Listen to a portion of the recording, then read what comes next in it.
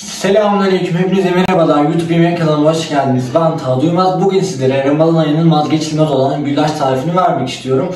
Gerçekten ben çok sevdiğim bir tatlı. Özellikle yazın bunu çok seviyorum çünkü hani yazın sıcak olduğu için, tatlı buzdolabında kaldığı için, sakladığımız için yani soğuk bir tatlı, çok güzel bir tatlı gerçekten.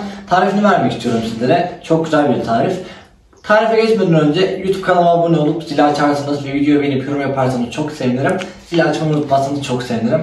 Geçelim. Öncelikle tenceremizin içine 2 su bardağı toz şeker ekliyorum. 1 çay bardağı sıvı krema ekliyorum. Krema eklemek zorunda değilsiniz ama ben yakıştırıyorum. Ben ekledim. Ve 2 litre süt ekliyorum. İlk önce birinci kutuyu ekliyorum. İkinci sütümüzü de ekliyoruz. İçine şimdi 2 yemek kaşığı gül suyu ekleyeceğim. Arkadaşlar ben bir ara gül suyunu fazla katmıştım ve tadı gerçekten çok kötü olmuştu. Yani çok aşırı kaçırdım çünkü. O yüzden 2 yemek kaşığı veya 1 yemek kaşığı koymanız yeterli. Lütfen buraya dikkat edin. Şöyle bir karıştırıp bunu ocağa alıyorum. Ocağa alıyorum. Arkadaşlar kaynamasına gerek yok. Eli yakmayacak. Sıcaklığa geldikten sonra, sütümüz ısındıktan sonra ocaktan alacağım.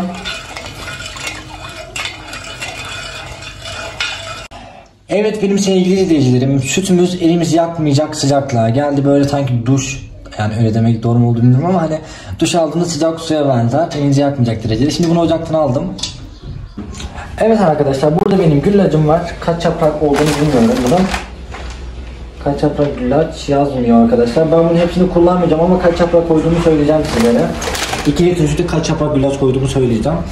Öncelikle bir kek sütümüzü tepsimin içine aldım. Birinci güllacımızı ekliyorum. Şu şekilde.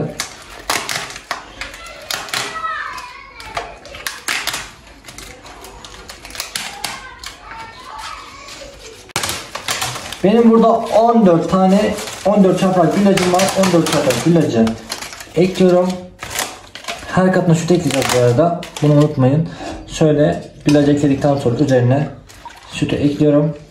2 kepçe kadar. 3 kepçe koydum. Kat kat şimdi gideceğim. Her katına süt ekleyeceğim.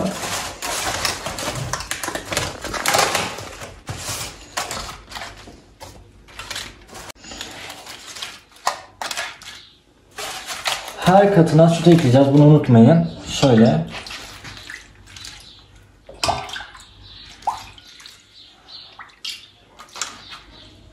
Evet arkadaşlar, ben 14 yaprak güllaca 2 litre süt ekledim. Kalan sütümü de ekliyorum. Tam geldi.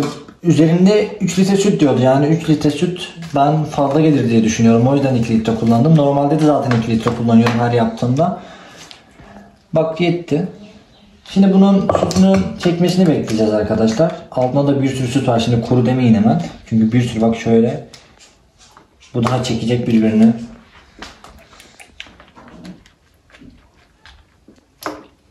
Evet arkadaşlar, güllacımız hazır. Şimdi ben bunu buzdolabına gönderiyorum. 1-2 saat bekleyeceksiniz. İstediğiniz kadar bekletebilirsiniz. Ben 1 saat bekletip servis edeceğim. Buzdolabında. Sonra yaklaşım değil mi? Kapatmayın. Yok yaklaşma, kapat. 1, 2, bekle. 3. Evet benim sevgili izleyicilerim, güllaçımı buzdolabından aldım. Yaklaşık 2 saattir buzdolabında. İster 3, ister 4, ister 1 gün bekletebilirsiniz. Ben vaktim var zaten, erken yaptığım için sabah sabah tatlı yenmez. Zaten oruçluyuz. Hadi geçelim. Şimdi ise güllacımızı dilimleyeceğiz. Gerçekten süt tam kıvamında olmuş bence. Ben çok beğeniyorum. Ya kendi yaptığım güllaca tabii ki. Çünkü sütünü falan çok iyi ayarlıyorum. Ama eğer isterseniz sizler üzerine ekstra süt ısıtıp servis ederken bir kaşık yardımıyla azar azar dökebilirsiniz. Tamamen size kalmış canlar.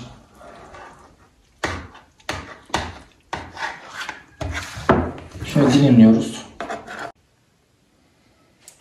Üzerine Antep fıstığı yardımıyla ben süslüyorum. Çünkü nar yok arkadaşlar. Bulamadım nar. Nar olsaydı güzel olurdu. Ama nar yok. Evet arkadaşlar, şimdi ben servis kısmına geçtim. Şöyle bir dilimini alıyorum. Bak hala bana kuru diyemezsiniz. Şimdi kuru demeyin çünkü Dibe baksana Emre ne kadar sulu. Emre bu arada abim. Evet. Gayet iyi bence suyu. Şu an sizlere kıvamını göstereceğim. Gerçekten şu an hazım sulandı. Hakkınızı helal edin. Çok güzel oldu. Tadı eminim öyledir. Çünkü ben sürekli yapıyorum. İlk defa yapsam niye söyleyeceğim sizlere. O yüzden eminim tadının güzel olduğundan. Şuraya da çık istersen Emre. Videomu buraya kadar izlediğiniz için çok teşekkür ederim. Bir dahaki videoda görüşmek üzere. Kanalıma abone olup zili açıp videoyu beğenip yorum yaparsanız çok sevinirim. Görüşmek üzere.